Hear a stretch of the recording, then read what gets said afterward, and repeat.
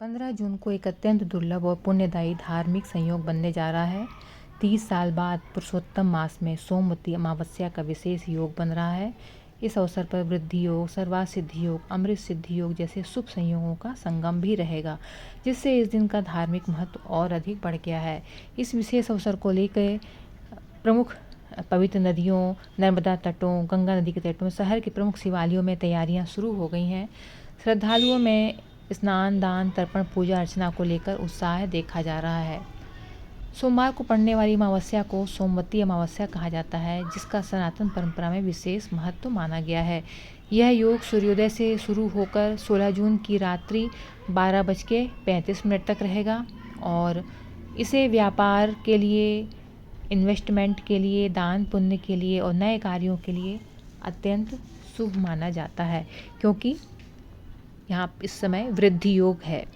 तो वृद्धि योग में आप इन्वेस्टमेंट करें, बिजनेस के लिए नया काम शुरू करें, दान पुण्य करें, तो ये फायदेमंद होगा, शुभ होगा। और इस सर्वार्थ सिद्धि योग बन रहा है, जो कि 15 जून को सुबह 5:54 से शाम 7:08 तक रहेगा। मान्यता है कि इस समय किए गए शुभ कार्य और संकल्प सिद्धि प्रदान करते हैं। जो भी आप संकल्प करेंगे, जो भी शुभ कार्य करेंगे, तो वो सिद्ध होंगे। अमृत सिद्धि योग भी है और यह योग सुबह 5:54 से रहेगा, शाम 7:08 तक। इसे स्वास्थ्य, मानसिक शांति और सकारात्मक ऊर्जा प्रदान करने वाला योग माना जाता है।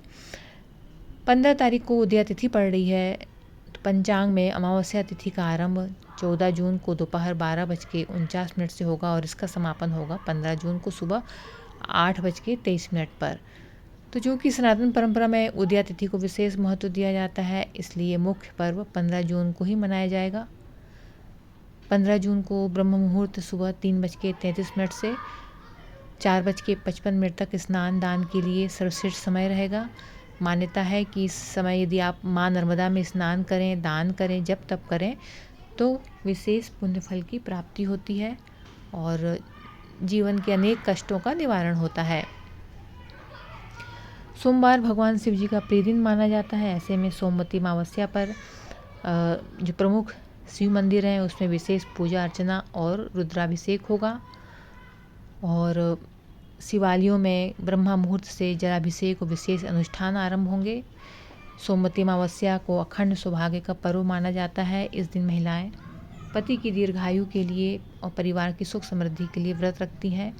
परंपरा के अनुसार महिलाएं पीपल वृक्ष की 108 परिक्रमा करके सूत लपेटती हैं, भगवान शिव जी और माता पार्वती का संयुक्त पूजन करती हैं। तो पीपल वृक्ष का पूजन करें और यदि पीपल वृक्ष नहीं है तो आप तुलसी के पौधे का भी कर सकते हैं, लेकिन पीपल का वृक्ष उत्तम है। अमावस्या तिथि पितरों के तर्पण श्राद्ध के लिए सर्वश्रेष्ठ मानी जाती है। पुरुषोत्तम मास में पड़ने वाली अमावस्या का महत्व और बढ़ जाता है। तो इस दिन जो पवित्र नदी के तट हैं, उस पर श्रद्धालु पूर्वजों की आत्मा की शांति के लिए पिंडदान करेंगे। तो 2026 में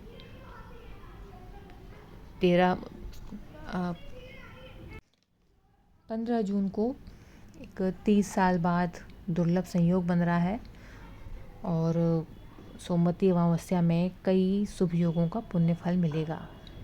तो शिव जी के जलाभिषेक और शिव जी के लिए विशेष अनुष्ठान होंगे। पितरों की शांति के लिए विशेष दिन है और नए काम शुरू करने के लिए